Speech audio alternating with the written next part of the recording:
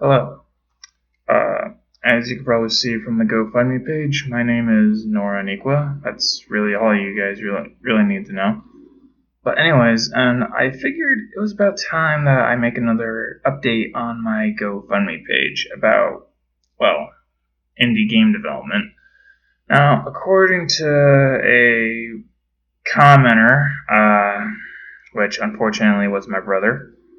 Anyways, he wanted to know what and all I was going to give people if they basically supported me and donated, and that is nothing. I am under no obligation to give anyone anything for donating. That's just a fact. This isn't Kickstarter. Apparently, he doesn't get that. That this is GoFundMe, which is the equivalency of asking for help, not like it's not like a bribery or anything. So yeah, just figured I'd get that out of the way.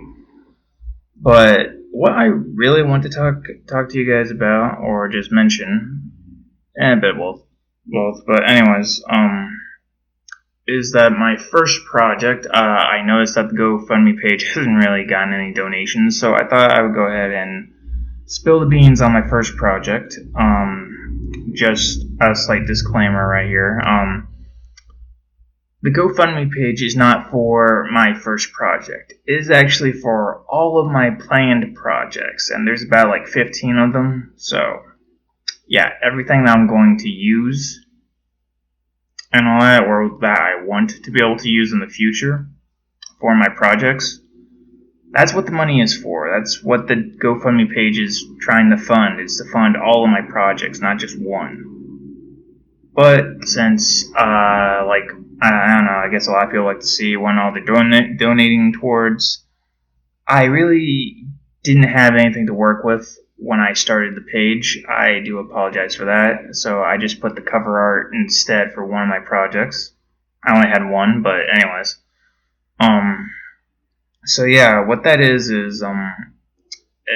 was meant to be a teaser towards my friends, really. It's supposed to be one of the monsters looking in between the number 42, which I did it for fun, really, but I figured, I'll just put that up. It'll catch people's eyes and all that. Well, apparently it hasn't really done that much, I guess. People like to know what and all they're going towards, so that's what I'm going to go ahead and talk about now. Anyways, the first project is a game. It's a horror game, a point-and-click horror game. Kind of similar to Five Nights at Freddy's, except it has my own twist on it. Like, literally, I put a lot of thought into this. But anyways, I am currently still working on the layout for the game's building, because it does take place in a building. It takes place in a laboratory. It's gonna look like the inside of a hospital is generally the vibe I was going for when designing it, and I was designing the interior. And basically, there's 4 floors in the game, and there's going to be 42 cameras at the player's disposal.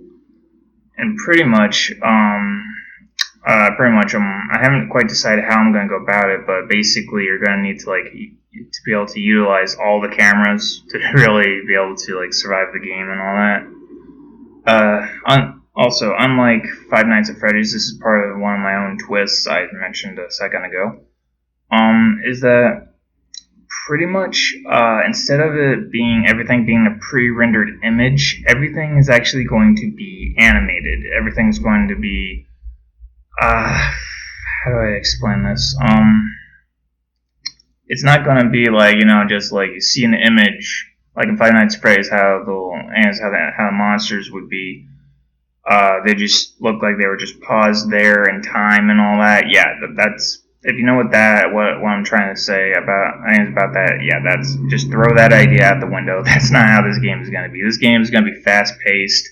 It's which is why I'm also sticking to the 10-minute time limit formula, because the game is so fast-paced that it's going to be so fast-paced that if it was any longer than 5 or 10 minutes per segment of the game, you wouldn't be able to beat it at all.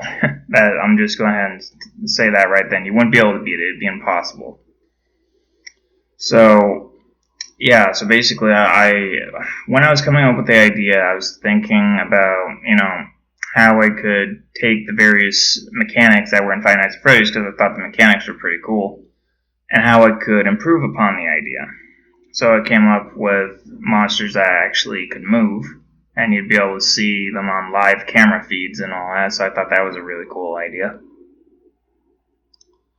So yeah, anyways, and pretty much the game itself is still kind of bare to the bones. I just got done with the first floor layout, and I'm not going to work on texturing quite yet until I have the rest of the building layout completed, basically.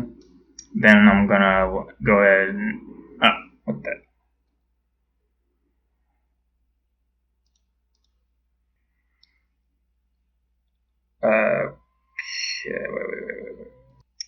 Okay, so anyways, where was I? Sorry about that. My audio recorder basically decided to crap out on me, but anyways. So yeah, pretty much like I was saying, it's gonna be fast paced. It's gonna have live camera feeds. So yeah, it's gonna keep the person quite busy, and I would imagine it would actually get quite stressful if a person was really playing it continuously, like you do in Five Nights at Freddy's. How it just throws you back into the menu screen and all that, and then you can start the next night and all that. But in my particular game, and on my first project, it's not going to be like that. It's going to have a day-night sequence. One segment's going to be a night, and it's going to be like supposedly nighttime and all that. And the monsters are going to be coming after you.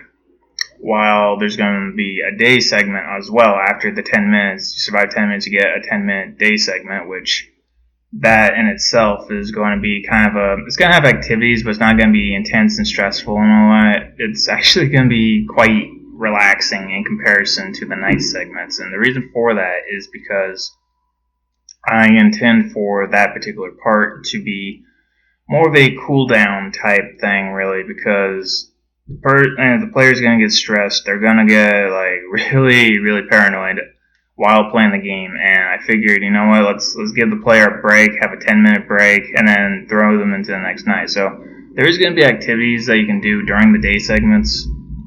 They're going to be very much different. The monsters are not going to be coming after you during that time. So it's going to be interesting to see what I can come up with to keep the player busy during the day segments. I think it's going to be pretty interesting. But yeah, anyways, and pretty much on to characters. Well, you don't really need to know much about the protagonist, which is obviously the player.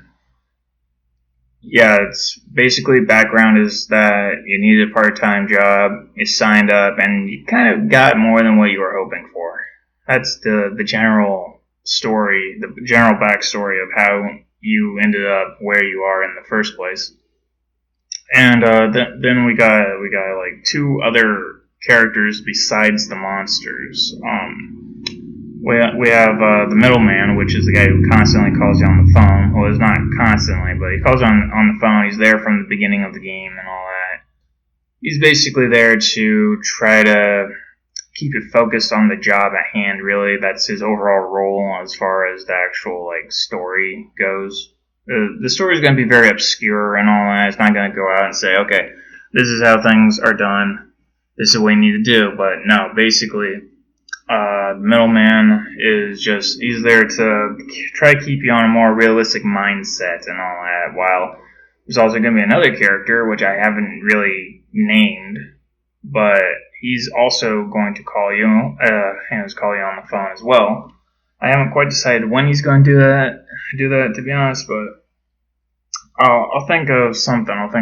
But anyways, so anyways, yeah. I don't know what to call this other character, but pretty much he calls you up he calls the phone and basically tells you that everything that the middleman's telling you is basically a lie, and that you're basically in much more deeper trouble than you even realize. And so because of that, So you're gonna basically have these two different characters constant that are going to be conflicting with each other throughout the game, and it's really up to the player to really decide whether or not their advice is going to be helpful or not.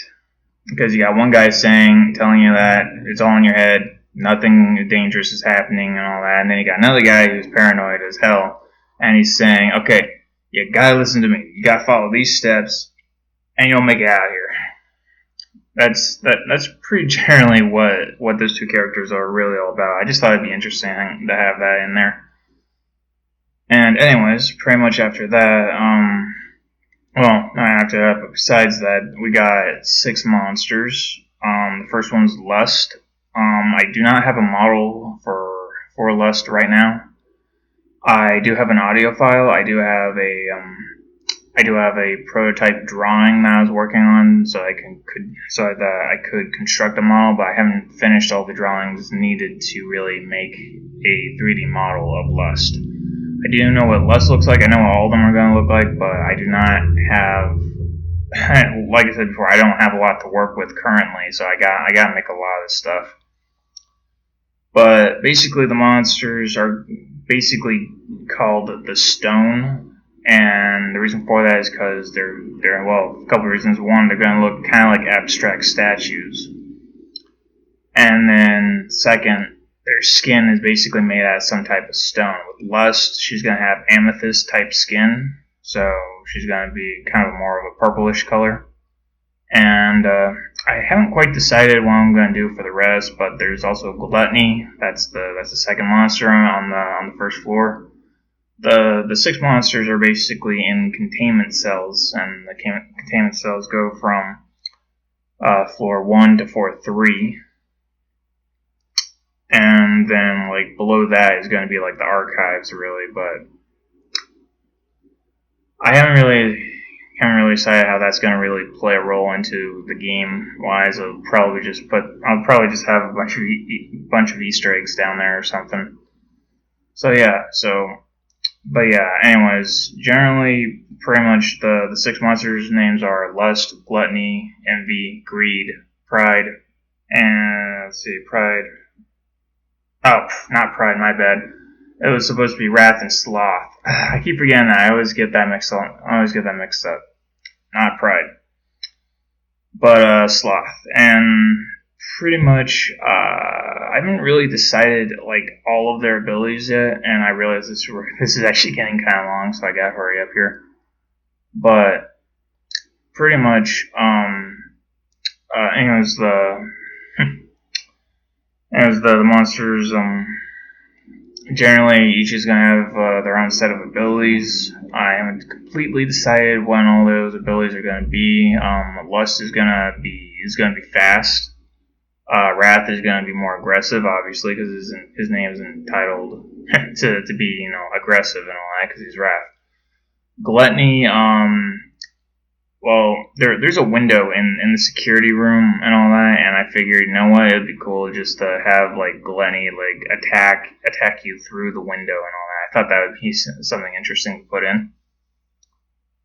So, yeah, anyways, I did take a little inspiration from some other games that I've watched videos of, haven't played, obviously, but a lot of it is really my own ideas on the whole genre, so I figured, why not?